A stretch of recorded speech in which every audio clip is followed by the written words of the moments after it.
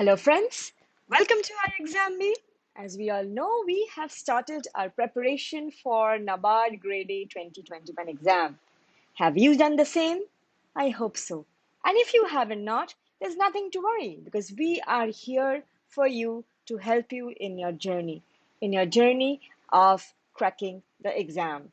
With this in mind, if you remember, in our last video, I talked about the overall strategy that you need to adopt to crack the exam. In this video, let's talk about sentence improvement. Now, the agenda for this video, so I'm going to start off by talking about different types of sentence improvement questions, followed by a quick look at the tips and tricks that you need to remember. And finally, we will finish off by looking at some exercises. This is just a repetition. You already know these are the common topics when it comes to your NABARD Grade A exam. Now, in fact, these are the common topics when it comes to many different government exams. So we start off with grammar, we move on to vocabulary, we have a reading comprehension, cloze test, error spotting, sentence idioms and phrases, sentence rearrangement, and fill in the blanks. Now, sentence improvement is a variation when it comes to error spotting. It's a different type of variation. They are more or less similar, but in error spotting, where you need to find out the fragment that has the error, when it comes to sentence improvement, you need to look for a substitute, right? That's the only difference. Okay, now this is just a quick reminder. Our new batch has already started from 1st June. We have NABARD Grade A online course that is fantastically created. It's been designed by experts with video lessons, practice questions, study notes. We have doubt clarification sessions, mock tests, and descriptive mock tests. So if you still haven't enrolled, you should do it as soon as possible. Now, let's first start off by looking at the sentence improvement types. This is the first type. Now, for any question that you get, the first thing that you need to do is that you need to read the direction very carefully. When I say very carefully, I mean word by word. Because if you are careless with the instruction, you will not be able to understand the question, and chances are that you will end up making some mistakes. Okay? So in each question below, a sentence is given with a part of it printed in bold type. Yes, we have it here. That part may contain a grammatical error. So unlike error spotting, here you are being told that this part already has an error. What you need to do is that you need to find out a replacement. So find out which phrase should replace the phrase given in bold to correct the error. Okay? If there is any, which means that, look at option number E. The sentence might be correct. So in that case, you just need to mark no correction required. Shall we do this together? Let's do this together. Okay? So the check history of India-China relations is rife with examples of how misplaced expectations have burdened the relationship, often only leading to recurring disappointments. So here is the full sentence. Now this phrase, this entire thing has a mistake. Yes, it's got something that's incorrect here. You need to find out a replacement. Okay? Now, let's first read the options. Okay. Check history of India-China relations is fired with examples. This fire with examples makes no sense. We need to do away with this right away. This is nonsense. Let's move on to the next one. Check History on India-China relations is rife with example. Here the problem is with the preposition. We talk about history of India. We never say history on India. Okay? So that is also incorrect. Check history of India-China relations is a rifle. Again, we are not looking for a word. We are not looking for a gun here, right? So this is also again incorrect. Now see, what did I do? I just used the process of elimination. By using the process of elimination smartly, we can often reach the right option. So here the only option that is left is the first one. What is the difference here? It's the checkered. The word is checkered. Checkered means like a chessboard. So black and white, right?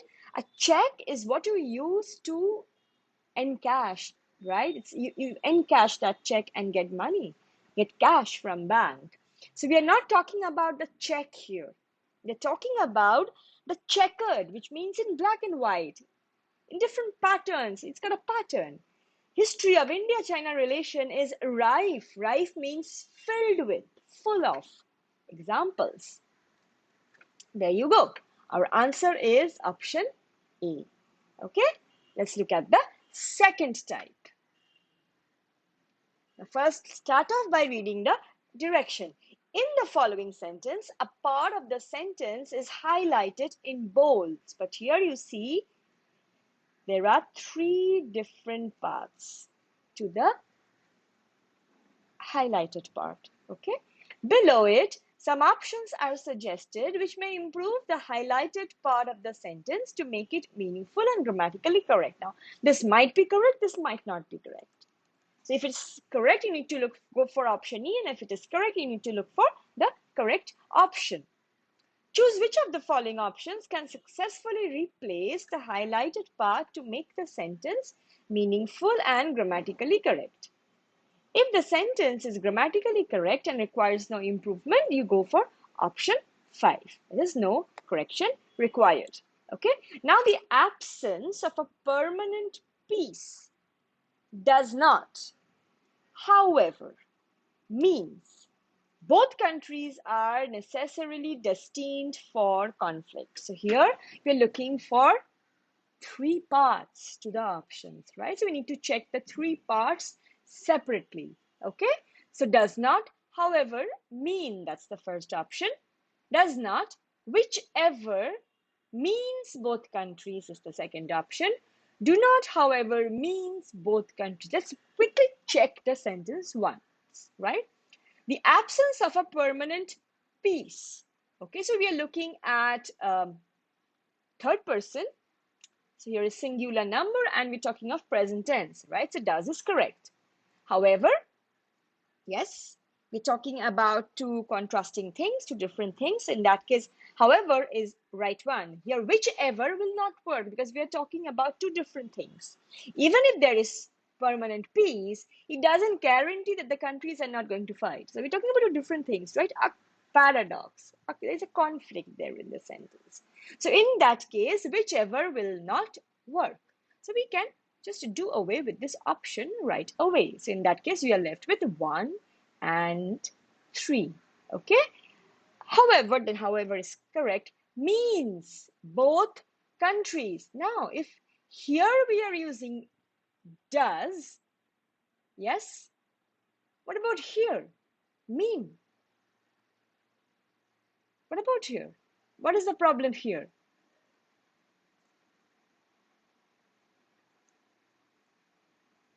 Give it a thought. Take some moment and give it a thought.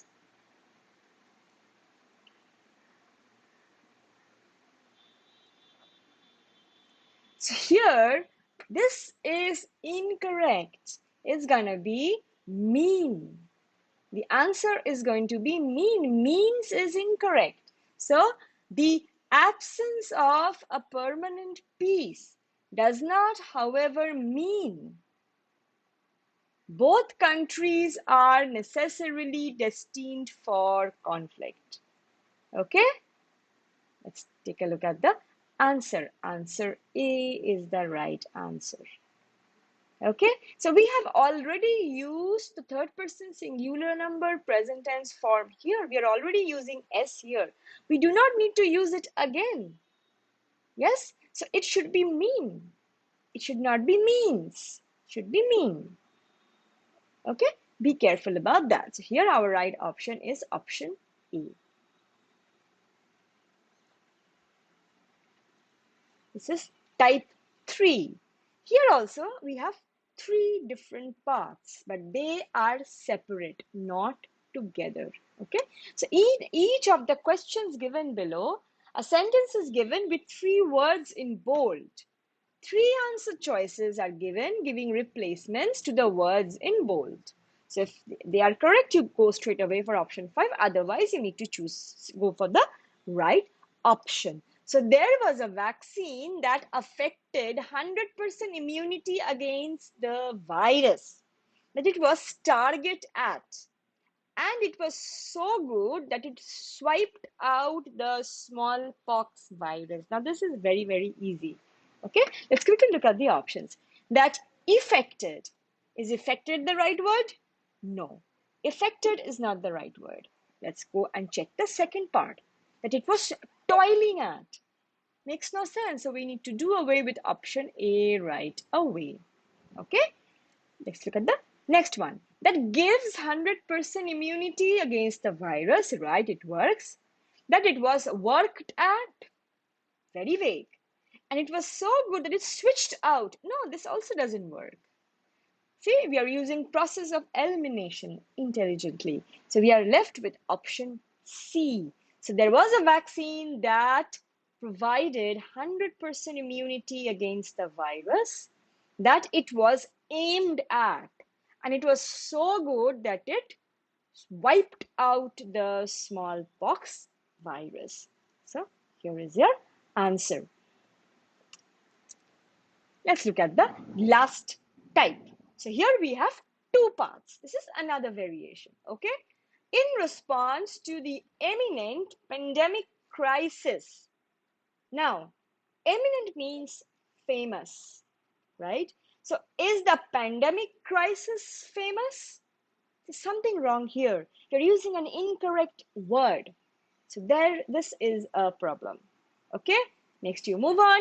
Amitabh Bandyopadhyay and Shrikant Shastri formed the IIT Kanpur Ventilator Consortium as a task force to assist a young startup, Noka Robotics, in building affordable high quality ventilators for India's cash trapped. So is the cash trapped in the hospital? No, the meaning is that the hospitals do not have funds. So we need to look for the right word here. Okay, let's look at the options. Imminent. What about this? Yes, the spelling is incorrect. This is not the spelling of imminent. Then we need to move on. This is incorrect option. Extreme pandemic crisis. Somewhat vague. But look at the next one. Cash taped. Doesn't work. Imminent. Imminent means something that is going on, it's about to happen, right? Imminent. Cash strapped. Cash strapped means when something is out of cash and someone is out of cash, running low on funds. So here, cash strapped is the right option. Imminent, cash strapped is again nonsense. No correction required is not relevant here. So here, our answer is option C, right? And let's quickly look at the basic tips and tricks. So how do you prepare yourself? The first things, very, very important thing, basic grammatical concepts, be it grammar, be it tenses, be it subject verb agreement, prepositions. You have to brush up on your basic grammatical concepts. Your basic grammatical concepts are really put to test here. Okay, the next thing is, when you are looking at the question, when you're reading the sentence, look out for error in diction. When I say error in diction, it means the sentence is incorrect. When you read it, it sounds incorrect. The phrases are incorrect. Incorrect words have been used. The diction, The way the sentence has been constructed is very, very awkward. Look out, watch out for that. It's like music. Listen to it very carefully. Misspelled words with incorrect spellings. Look out for that. Next, repetition. Now, this is a very common, and we miss it because we are never looking for it. Repetition is when you are using a word that is not required because the meaning has already been conveyed. For example, they replied back yesterday. You don't need the word back. It means replied means to answer back. Okay, for example, could you repeat that again, please? Repeat means to say it again. You don't need the word again. So look out for incorrect usages like this. Also, the sentence might just be correct.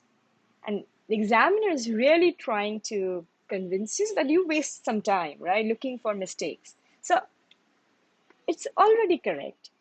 Please do not waste your time if you think that the sentence is correct, but you need to find out mistakes. Don't go for that. If you think the sentence is correct, mark option E and move ahead. Okay? Next, process of elimination. This is what we have been using. You can use it very smartly, and that really helps a lot. And the last thing, there can be no substitute for practice. So practice, practice, practice. Okay? So we're going to work out one more exercise, one more sentence, and then there are going to be two more sentences. You need to answer it for me. Okay? So I'm going to leave those sentences. You can take a look at the video, pause your video, work out those sentences, and write the answer in the comment section. Okay, let's do this. Let's work this out.